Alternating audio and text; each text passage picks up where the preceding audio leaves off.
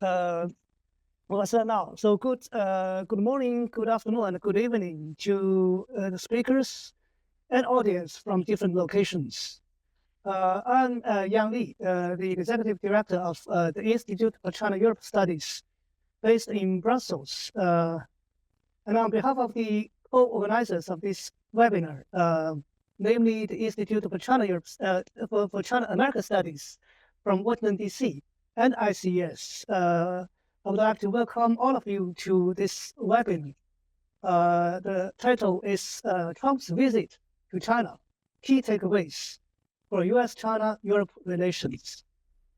So among quite a number of discussions on the same topic, our webinar today is marked by an European feature with a focus on EU-China-US trilateral relations.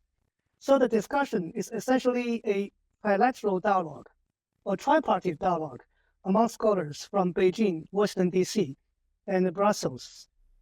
And as we all know that the visit has concluded for almost a week, but the repercussions of the visit are still there.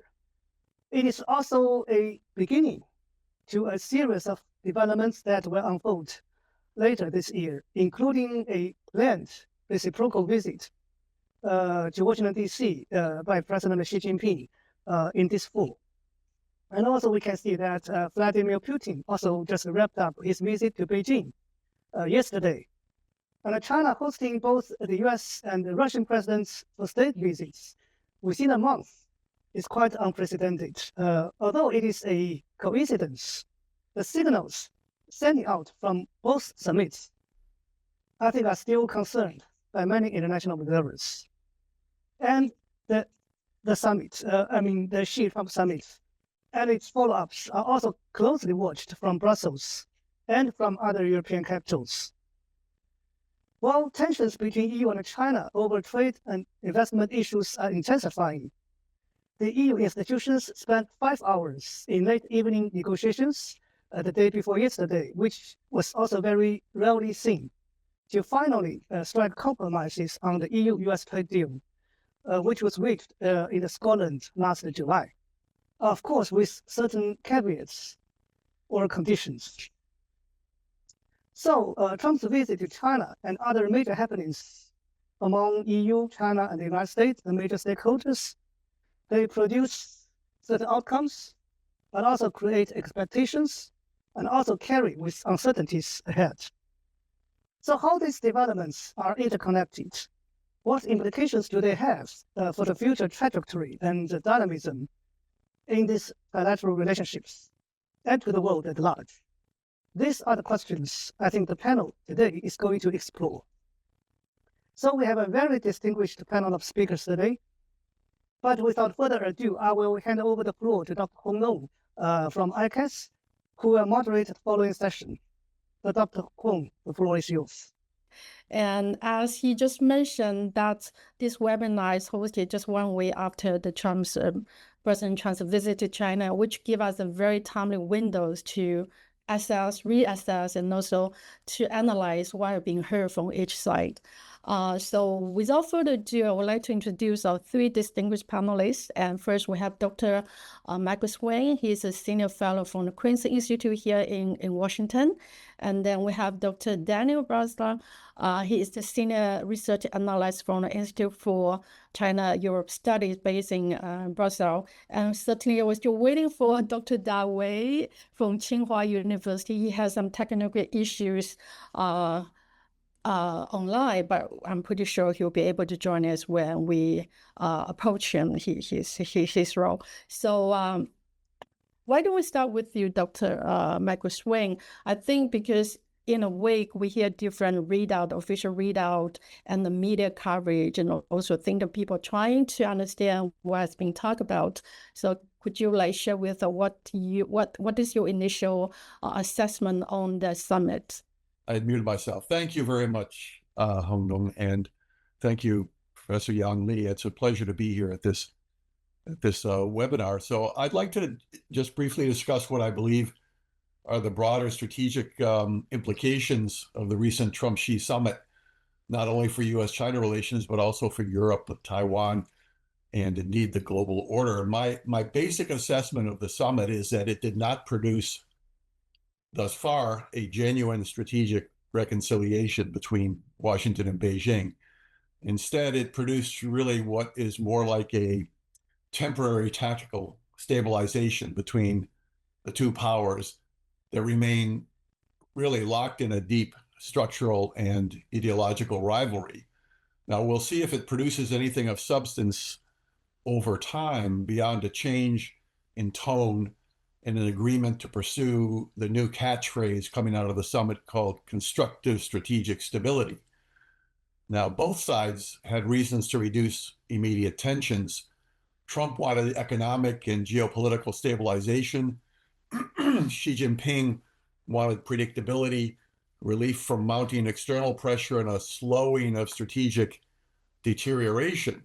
But none of the underlying conflicts between the two countries were resolved, or even, I would say, significantly moderated, including such as Taiwan, military competition, semiconductor and advanced technology issues, export controls, industrial policy, cyber competition, or their competing views of regional order, really. So the summit looks less like a true reset at this point and more like a pause within an ongoing process of competition and potential escalation. Both sides, however, recognize the dangers, I think, of uncontrolled escalation. So the result is a kind of a difficult and unstable dynamic, a continued intense competition, I would think, combined with a certain amount of reassurance. And in that, I should just say that Taiwan sits directly at the center of this tension in the relationship. For Beijing, Taiwan is a very high stakes issue and involves questions of nationality, sovereignty, regime legitimacy. For Washington, Taiwan's become linked with alliance credibility, deterrence, sensitivity over semiconductors, and broader perceptions of America's Asian strategy. So both sides are in this process in dealing with Taiwan. They're both strengthening deterrence while gradually weakening many of the political understandings that have historically stabilized the relationship regarding Taiwan, keyed to the one China policy on the U.S. side and Beijing's assurance of a preference for peaceful unification on its side. Both of these are being eroded through certain actions, at least had been up until the time of the summit. So if mutual trust continues to decline and both sides continue to rely more on military deterrence signaling, economic pressure, and nationalist politics, that will create an environment where miscalculation over Taiwan or other issues could become more likely. So while the summit produced reduced immediate tensions, it did not really resolve the deeper drivers of instability. And that brings me to a few comments on Europe, if I may. Europe increasingly, I think, finds itself caught inside this evolving triangular relationship between Washington, Beijing, and the transatlantic alliance system. Most Europeans don't want a deepening U.S. China confrontation, of course, or a Taiwan war. They generally support continued diplomatic dialogue between Washington and Beijing, strategic stability of some sort, crisis management mechanisms, and preservation of the status quo across the Taiwan Strait. Many European leaders, I think, increasingly understand that a military conflict over Taiwan or some other issue would not be a localized regional war. It would likely trigger a whole series of things: global supply chain disruptions, financial instability, trade disruptions, and probably a worldwide recession. So in principle, a reduction in tensions between Trump and Xi could be viewed positively in Europe, but Europeans also worry deeply about the style and structure of Trump's diplomacy and Xi's possible manipulation of Trump coming out of the summit. The concern, I think, is not that Washington and Beijing are talking. I think that is seen as good. The concern is that certain understandings could emerge through highly personal transaction, leader-to-leader bargaining without, however, clear institutional commitments, alliance consultation, or long-term strategic predictability. So, and Europeans generally do, I think, prefer structured rules-based arrangements. They're more comfortable with institutionalized understandings than with fluid personality-driven diplomacy. And so I think this matters because many Europeans probably fear that volatile issues such as Taiwan could become implicitly negotiable within a broader U.S. China bargain. And there could be some tacit understandings that could very well weaken deterrence on Taiwan and also have implications beyond Taiwan regarding alliance cohesion, strategic credibility as a result, etc. So I think many European governments worry that if U.S. policy, for example, toward Taiwan appears highly flexible or negotiable or gyrates in an unpredictable manner, it could embolden not only China, but other powers to as well, or produce miscalculations by the U.S., by China, Taiwan, or others. And of course, many Europeans remain wary of being drawn into a U.S.-China Cold War.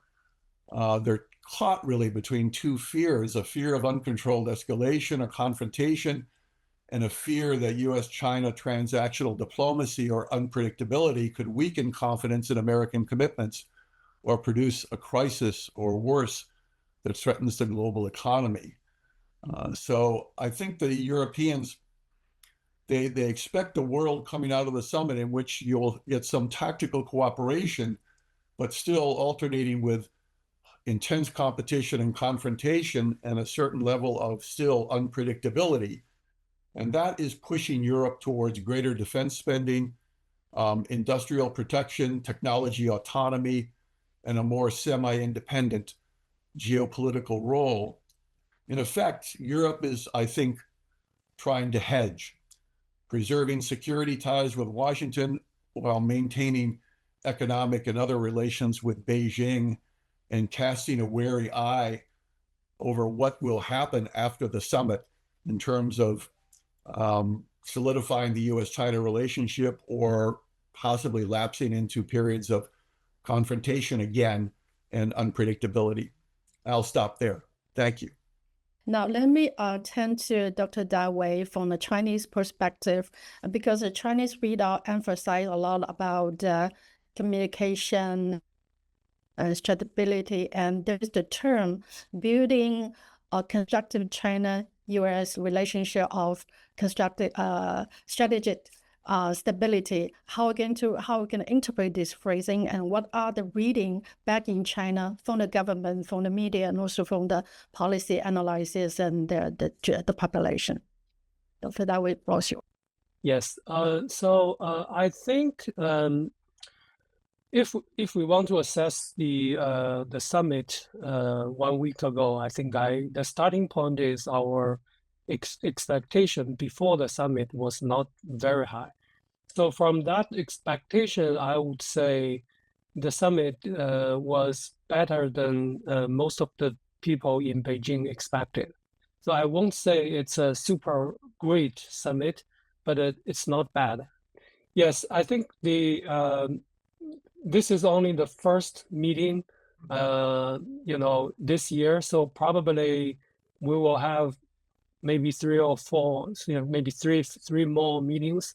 So, and this one, the two sides did not have enough time to really prepare for the deliverables.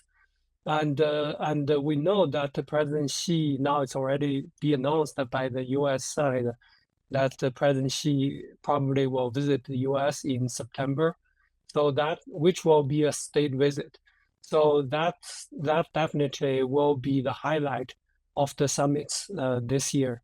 So if we want more deliverables, I think September would be a better time. So this one is a stepping stone for the next few meetings.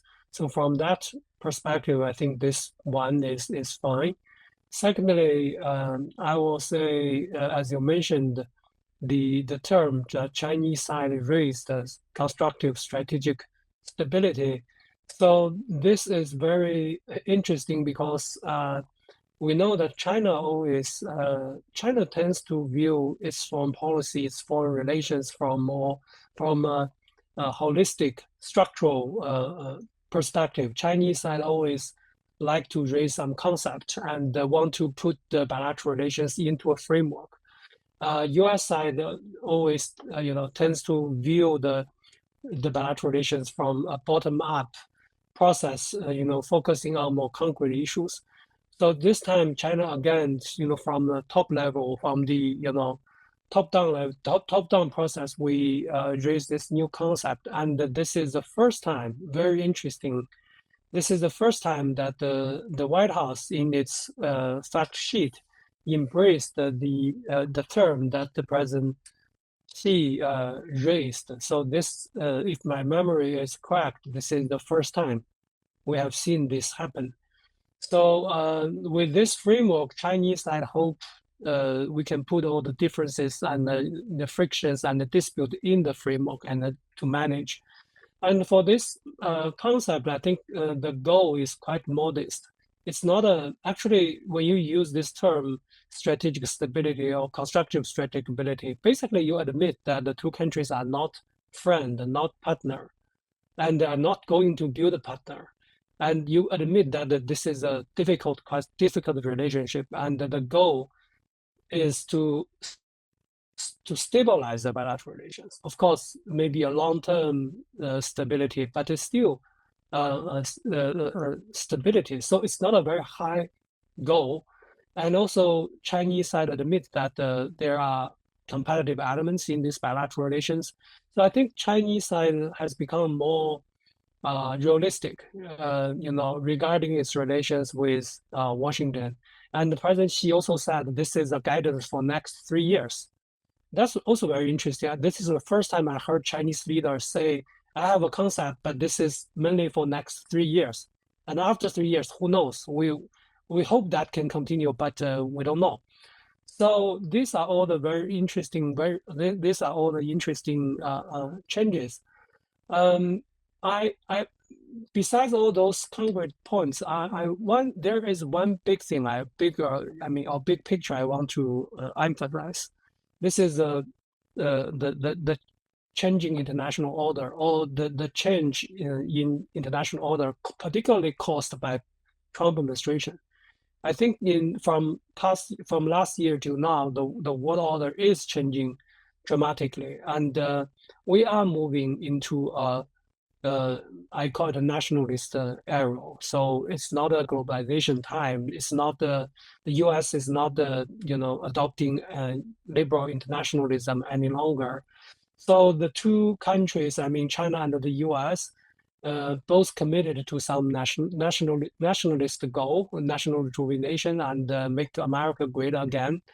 And this strategic stability and this summit, I think, is kind of confirming the understanding of the order. The two sides, both countries, recognize and agree that we are living in this competitive nationalist world, but the two sides cannot afford, a war or a Cold War. So let's have a stable relationship. So from that, I think that's a big change. Definitely, that's a big change of the American foreign policy. Of course, we don't know whether that will last after Trump. We don't know, but I think I'm pretty sure that the U.S. will not go back to the liberal internationalism, no matter who will be the president after 2.5 years. So if you compare this with previous meetings with Biden and the first term Trump administration, I think this one is very, very different. It's not because this is a, sweet, successful, cooperative summit. It's because it confirmed that the two sides confirmed that we are in the new era. We are in new era. That the two countries are the two cores in this multipolar world. So for me, it's very interesting. And then it also has a important implication for Europe. I think for all the major players in the world nowadays, Europe is the only place that still feel, kind of caught in between. not clear about its future direction. I think China, U.S., Russia, India, Japan, all these countries are moving to their own nationalist goal. So for whatever reason, they are all pursuing kind of try to make Russia great again, try to make India or Japan great again. So all countries are pursuing that, and then national interest has been put at the top priority. But the challenge for Europe is not a nation state, and Europe is Europe, and Europe is great because liberal internationalism. So I think this is a challenge for Europe to decide. I think Europe is in a very difficult situation in recent years. This is one of the reasons because all the major powers are moving towards other directions. So I don't think this summit between China and the US have a direct impact on Europe, but I really can hear the clock is ticking for Europe to decide which direction it will take, and can Europe be an independent polar in the world? I don't know. But this is a decision that Europe, EU, and the European countries need to make. Okay, I will stop here. Hold on. So let me turn to you, Daniel. So Europe is not on the table directly, but certainly we all know that the shift in the U.S.-China relations is going to impact Europe. And before the summit, I heard about the European commentary. The U.S.-China bargain may leave Europe in the cold. But in your recent article, you mentioned the absence or kind of absence of a very big or grand U.S.-China bargain may give some Europe relief. So it seems to me there is a different kind of understanding from within Europe. So could you share with us how do you understand this the outcome? I'm going to structure my remarks along 3 points, like what were the European expectations before the summit, what was the evaluation of the summit, and what are the implications of the summit to EU-China relations. So as far as the expectations or like the previews before the summit are concerned, media reports and think tank analysis suggested that at the policymaker level there was some concern.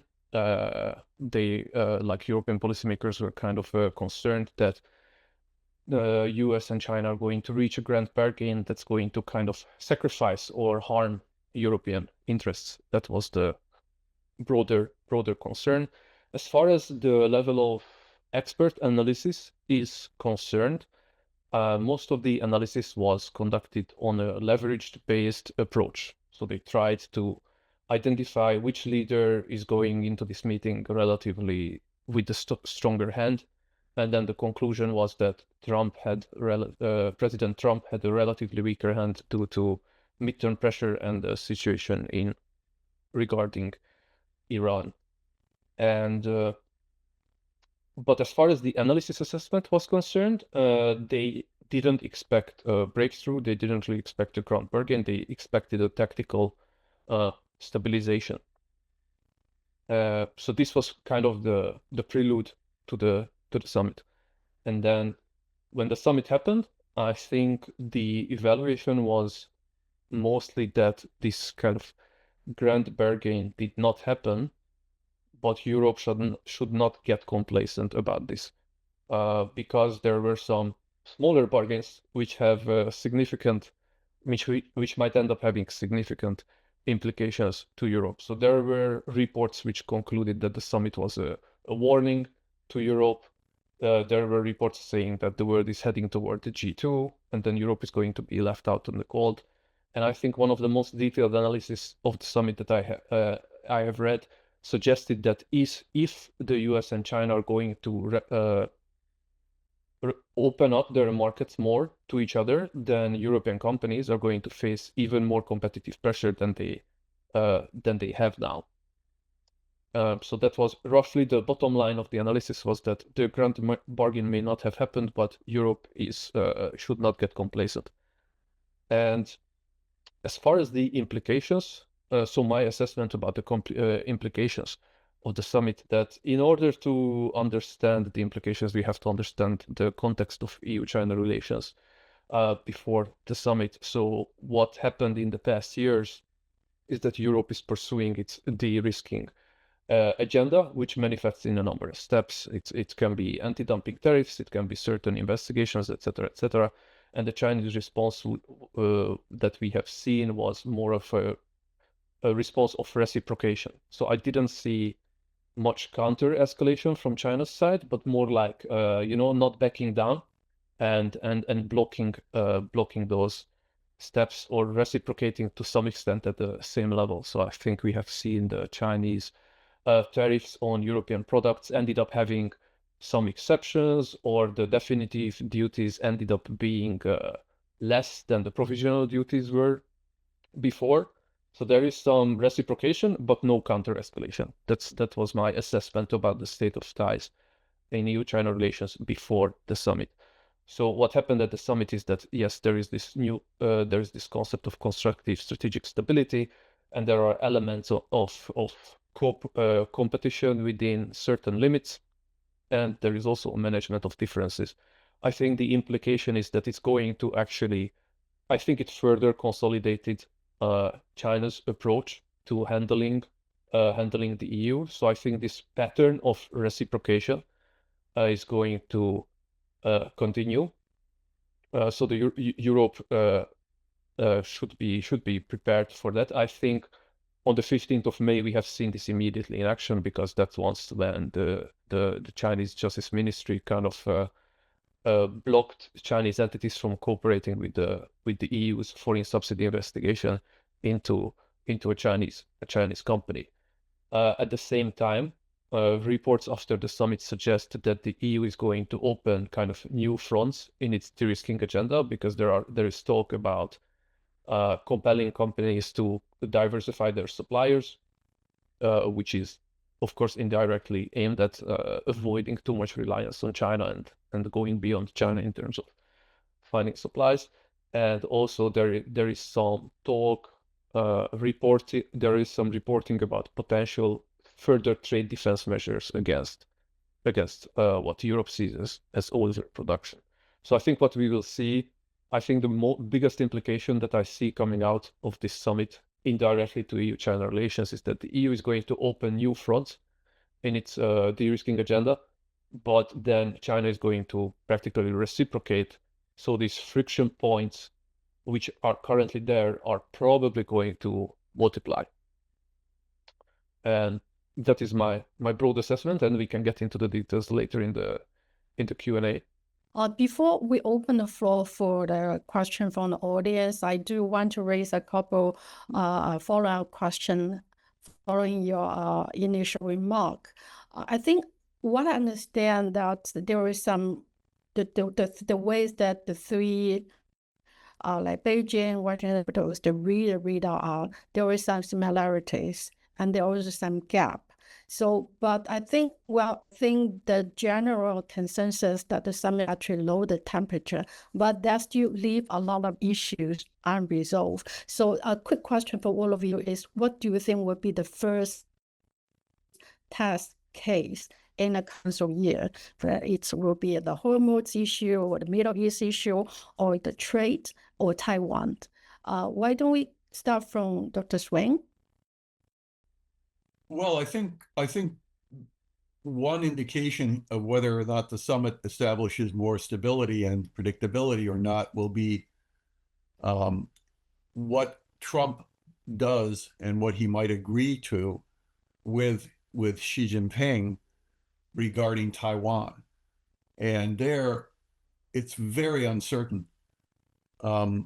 whether or not the Taiwan situation will in fact become more stable or continue, in my opinion, to encounter problems that could lead us towards a future crisis. Trump's been extremely contradictory and confusing on his signaling on Taiwan. He says he won't commit to using force to defend Taiwan, which is good, but he makes comments suggesting that it would be extremely difficult to do so, to actually defend Taiwan if needed. Now, he doesn't want the issue to disrupt his larger relations and dealings with Xi Jinping and his general foreign policy, but he seems willing to negotiate arms sales to Taiwan with Xi Jinping. which would be a violation of the so-called Six Assurances. But that would produce a firestorm if he did something really major, like declared a indefinite moratorium on arms sales to Taiwan as a result of discussions with Xi Jinping. So we just don't know. He says he hasn't made his mind up yet, but he does seem to be wanting to negotiate. And at the same time, he's labeling Taiwan's leader as a troublemaker, seeking a war with China with U.S. backing, which I think is ridiculous. But he says that Xi Jinping has promised that he won't attack Taiwan. That's no great during his time in office, during Trump's time in office. I think that's no great concession, if indeed Xi said that to Trump, since this was unlikely anyway. We'll see what Trump does about arms sales. But he's done nothing specific to revitalize the one China policy. And I would say that Beijing has done nothing specific either to revitalize its preference for peaceful unification. It continues to rely on military intimidation and political activities on Taiwan that are designed to demoralize the people of Taiwan. So the dynamic remains negative. So I would say one big indicator to see if we're going towards greater stability or not is how this Taiwan issue plays out in the next months and years under Trump. So you think Taiwan will be the next test case to evaluate the so-called stability in a month or years ahead? Dr. Dawei, your views? Yes, I don't want to repeat what Dr. SWAINE said, but I do think I totally agree with him. I think Taiwan is an immediate test. Actually, it is happening. I mean, the chaos or confusion is happening. It's not the upcoming test. It's already testing us. I mean, how to understand what President Trump said on Air Force One and facing Fox News interview. There are different interpretations here in Beijing. And I think that also raised a lot of debate or discussion in Taiwan. And Lai Ching-te gave a new speech of 5 points, which surprisingly for me, very stubborn and very hardline. And I don't know how will President Trump react to that if he really, or his advisor, his staff, let him understand what Lai said. I think it's very basically denying what he has done, and said and basically say they are not Taiwan independent because Taiwan is already independent. This kind of thing, and also Trump implied that he may call Lai Ching-te to discuss arms sale, which again, very interesting idea, but also it's a test because, of course, Beijing want to see President Trump to rethink the arms sale package, but at the same time, China does not want to see President Trump call Lai Ching-te. And he, in his beginning of his first term, he picked up the phone with Tsai Ing-wen at that time. That already caused a major problem between China and Trump in the beginning of the first term. So I don't know if he called Lai, what will happen. So I think President Trump is using some very unconventional instrument and rhetoric to maybe to adjust some policy. So the policy is not clear. The instrument is not clear, it's unpredictable. So that will cause a lot of confusion and even chaos across among all the three parties. So yeah, that's a test that we need to wait. But of course, there are other things. But in the sake of time, I think this is an immediate test, I will say. Thank you. So Beijing and Washington will see the Taiwan as the first immediate test. Are we going to hear different answer from the European perspective, Daniel? That is a great question. I think as the EU-China relationship is concerned, there are many indicators which allow us to observe, to take the temperature of the relationship and see what is the test. So, for example, what I have just mentioned toward the end of my remarks, that there has been a blocking injunction against against an EU investigation into a Chinese company called Nuktek. So then right now the ball is in the EU Commission's court on how to proceed, because they could consider this as an act of non-compliance and then fine the company, or they just drop the case, etc. So kind of like the next steps on that front is going to be a crucial indicator. At the same time, in parallel, there is also an in-depth foreign subsidy regulation investigation into another Chinese company, Goldwind, which is, there has not been blocking injunction on that one yet, but then we will see that further. There is also a lot of attention in this whole realm of critical raw materials, and then European dependence on them, and we would see how this whole licensing from Beijing's part will work out, because let's say if licensing gets smoother, then that would be something that the kind of might allay some European concerns. And then finally, any progress made on the whole EV tariff dispute would also be an indicator and a test of this approach, because right now the two sides are still in the process of negotiating, reaching exceptions, and continuing their price undertaking negotiations. Me to Dr. Dao, I read your recent article. I think China, Washington maybe pose a more serious threat than Beijing to Europe. But you also mentioned that Europe's concern about China economic and technology have not disappeared. So my question is, what would China need to do to convince Europe that independent Europe will not be serving China's interest, and what China can do to convince Europe that a more stable, more expanding relationship between China and Europe will serve the interest better for the European perspective? I think it's not China's role to convince Europe to be an independent role or independent player. I think this serves Europe's interest. I mean, in terms of security and defense, I think Europe is too weak, and Europe believes the war in Ukraine is the key for its security, but Europe actually does not have capability to solve the problem. And Europe need to want its own economy to be robust. I understand that. Definitely, we also want a more balanced trade between the two sides of balanced economics. I mean, I think it's because you asked me how can China convince. I mean, all countries or all players need to be or want to be a major players. I don't think anyone don't want to be a major player on the world stage. I think Europe definitely also want. So it's not our job to convince Europe. Europe need to think of that by itself. And then I think the two sides, I mean, China and Europe, need to sit down seriously negotiating on a series of issues like trade, like investment, like other issues, to find a pragmatic and a professional border in our bilateral relations, so to make both sides feel acceptable. I think China and the U.S. are doing that right now, and they decided, for example, in this summit, to set up two board of investment, the board of investment and the board of trade.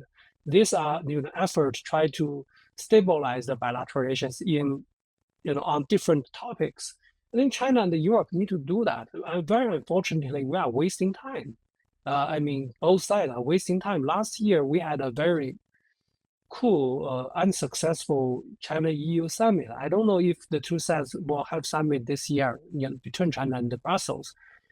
We have so many, we have a lot of, European member state leaders visit China, but the EU, I mean, Brussels is a problem, to be honest. Brussels' attitude is still there. I think the member states' power in the foreign policy is limited. So I don't know.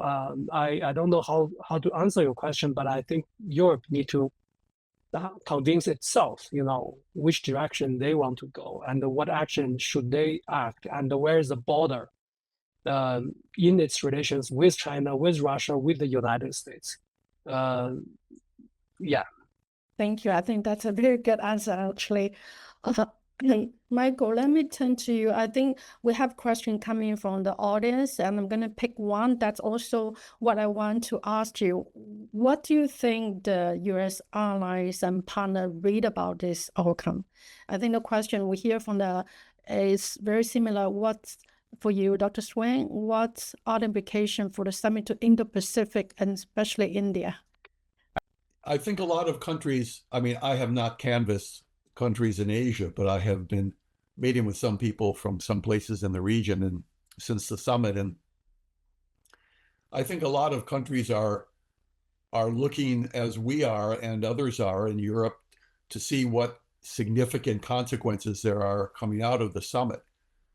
I think many countries do feel that some improvement in the relationship between the U.S. and China, improvement in the tone, improvement in the pattern of interaction and the dominant theme that seems to shape the relationship away from an intense concentration on strategic competition towards something that's more designed towards a more balanced relationship that has elements of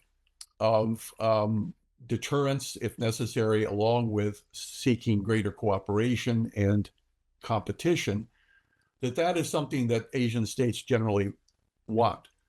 However, there is the concern, I think, in some quarters, possibly in Japan, possibly in South Korea or other countries in Asia, that a G2 U.S. China condominium of sorts that might emerge from this, in which there's a much tighter relationship between the two, and they are in effect making deals over issues that relate very much to the security and prosperity of Asia, that this kind of a thing could bypass these countries, particularly close U.S. allies, that they would not receive and get enough consultation from the United States or discussions with Beijing as this process moves forward. So there's a fear of what in Japan, or what people who look at Japan call Japan passing, that the two sides will not sufficiently be attentive to the interests of allies and other countries in the region. I don't know if India shares this perception, but I would imagine that they do to some extent, because it's a very natural conclusion to draw, particularly from Trump's extreme emphasis on trying to make deals with great powers and his desire to have bilateral understandings between nations in the economic area, but also in other areas as well, that could bypass or neglect the interests of major powers, other powers, major and minor. And India is certainly a power that's on the rise and feels like it should be consulted and engaged with on anything that comes out of a U.S.-China relationship. So we'll have to see what their reaction is over some time. But I think the bottom line is there's a cautious optimism coming out of the summit, combined with a possible fear about what this could ultimately lead to, that could be an alternative to that could go against their own interests. Thank you. I think our participant raised a question in the chat box instead of the Q&A. So I'm going to select a few that hasn't been addressed. I think there's one question about the G2 that President Trump mentioned with Beijing the summit. What is the difference of G2 since 2017? Anyone want to take this question? I think first and foremost, the G2 is not a concept that China will embrace or accept, and most of the people here, of course, on the one hand, people feel that when President Trump mentioned G2, it shows kind of equal footing and respect to China. That's a good thing, but I think the majority view here is that G2 is not a reality. the world will not be, managed or regulated or governed by the U.S. and China. There are so many countries that we cannot influence, and it's too arrogant. The term is too arrogant and politically incorrect in China.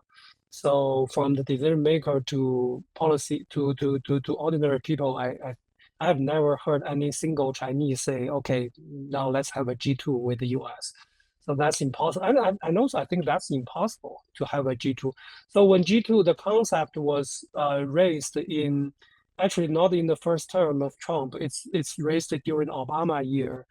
At that time, I think G2 basically implies that China, US can cope with the global challenges together, and the two countries, for instance, in climate change, can can reach agreement first through a bilateral means, and then try to proliferate this bilateral consensus to a multilateral platform, then help the world overcome or manage the issue. And Paris Agreement was a very good example for that, G2 style. But at that time, it's for climate change.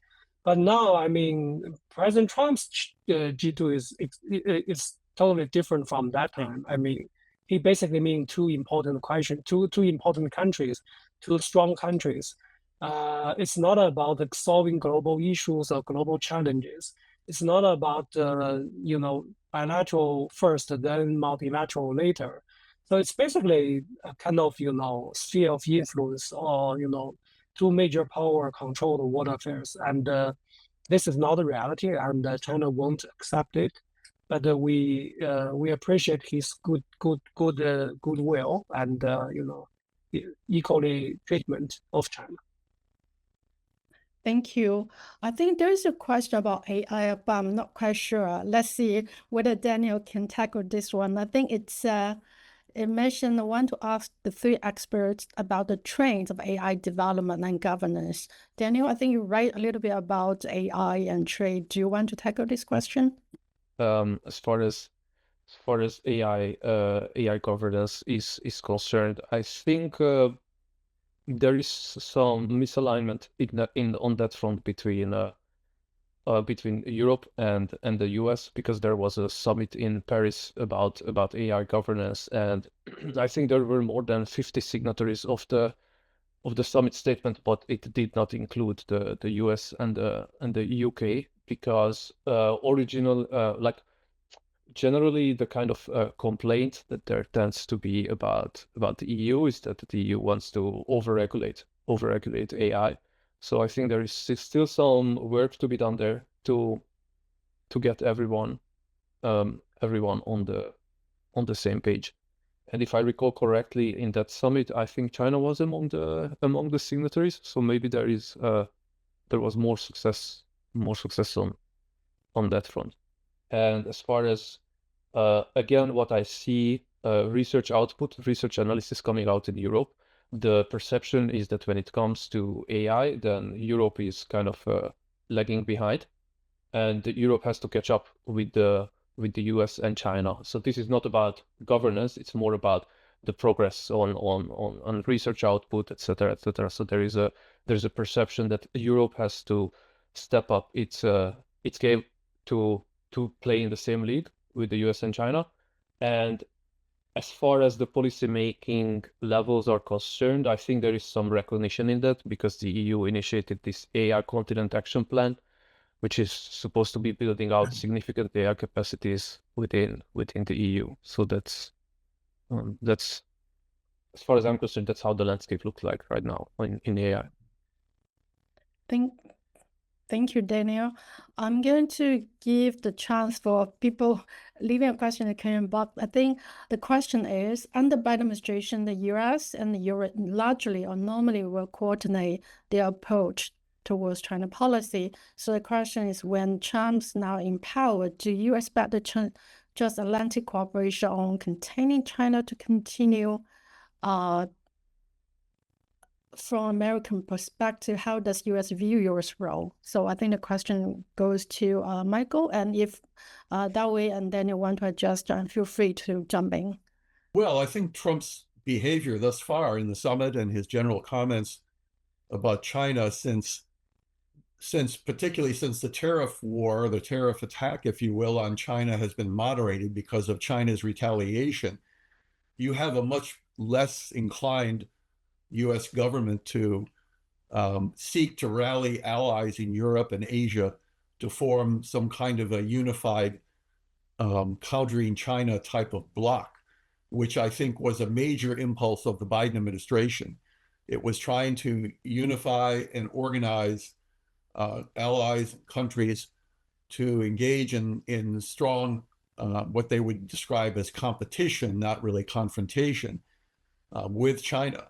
And I think that impetus to do that, based upon both Trump's lack of strategic thinking overall and his real desire not to work through multilateral organized initiatives, but in a bilateral way, and his positive views towards dealing with Xi Jinping and his general optimism, all of those things argue against the idea that this strong emphasis on trying to develop a unified front to deal with China will not continue under Trump. Now, what it will result in terms of U.S. allied and other countries' behavior, as we've said, is something that really remains to be seen. I think there is a wariness among these other countries. They do want to counter China, but they also see very much that they are very intertwined with China economically in many cases, and to a certain degree dependent on China. And so they want to see something that is a more stable form of U.S.-China relationship. And Trump is not all about stability. His behavior tends to be very disruptive. So it creates a real high level of uncertainty when you have this kind of shift away from what was a Biden administration policy towards China, towards the Trump policy that's in some ways inchoate, not as clear as it needs to be, and possibly overly deferential towards Beijing. All of those things are going to produce problems in trying to have a greater unified policy in dealing with China, I think. Yeah. If Dawood, you want to add? I think you might. My answer is no. I think Trump won't do that. Thank you. I do have one final question before we wrap up. I think reading this summit is not only about the U.S. China in the future, it's also about how people will view the coming international order, because we are seeing the traditional multi-institutional is being tested and they receive a lot of constraint because, for instance, Trump administration doesn't want to see the U.S. playing a role in many international institutions. And we're seeing that more and more like great power bargain and more like mini multilateral organizations coming in shape. So what's the implication for the future? And also, certainly we see the global South voice being heard quite often recently. So how do you see the summit outcome have implication for the future international order? Very quick, everyone. Well, it's hard. It's very hard to be able to predict what the implications are of this summit for the international order. I mean, I think we've really covered a lot of the aspects of this. The summit is just one iteration here, and we're going to have to see in the subsequent meetings, if they occur between Xi Jinping and Trump, how it affects the international order. But the general trend line still remains of a U.S. that is less and less interested in and supportive of the norms of the international system under Trump, and a China that is presenting itself as the stable, rational, balanced nation that has a great commitment to the international order. Now, both of these things to some degree are simplifications, but they really show the contrast that exists between the United States in its messaging and tone and that of China. And this is going to continue. And the uncertainty of what this means for the international order is going to continue, because China doesn't have an ability to reshape the international order on its own or to strengthen it in ways that are truly significant, in my view. But the U.S. does have the capacity to really damage the international order in a major way. And under Trump, he's done that to a certain degree. And if he continues to do that, and China does not really influence it to a significant extent in a positive way, then we're going to have the continuation of this erosion, which is not good. I think I mentioned in my opening remarks, I think this summit is a confirmation of the demise of the old order, and it's strengthened, and it will continue to. I mean, the upcoming summit will continue to strengthen consolidate the new arrow. But I don't have a name. Maybe nationalist order or multipolar order, whatever we call it. I think we are moving towards that direction, and this is a part. The summit is part of this process. Having said that, I don't think this, in towards this order, it's just mean that the bigger player will dictate, everything in the world. Actually, I think the U.S. does not want to do a lot of things, globally, and I don't think China have appetite to fill the vacuum. Actually, I think it's a good thing for the major players in not only China, U.S., but I mean all the major players to talk to each other and stabilize their bilateral relations to provide some certainty and predictability to the order, because we are in the process of demise of the old order, so it's very chaotic and very predictable. It's not in anyone's interest. So a meeting like this will inject the predictability and certainty to this chaotic time. So I think it's a good thing. We don't need to worry too much that two elephants or three elephants will decide everything. I don't think they have that appetite now. Daniel, you have the final word. Just very quickly, I think there has been a lot of talk about multipolarity in the recent year, and that the world's going toward that direction. I think the Trump administration's foreign policy is kind of accelerating that trend, and I think the summits like this kind of convince the rest of the world that they are kind of left to their own devices in ensuring their survival and industrial competitiveness. And therefore, it's going to enforce this trend toward multipolarity. Thank you. I realize we still have a lot of questions in the chat box, and I really very quickly, it's mostly about economy and trade technology. I will encourage you to follow our future event organized by our trade technology program. There will be very trade specific focus. With that, I would like to wrap up today's webinar. I would like to thank you, all our three speakers, and also Mr. Yang Li for this bring the European dimension to today's discussion. I want to thank all the participants joining us from everywhere, from Beijing, from China, from Europe. Thank you very much.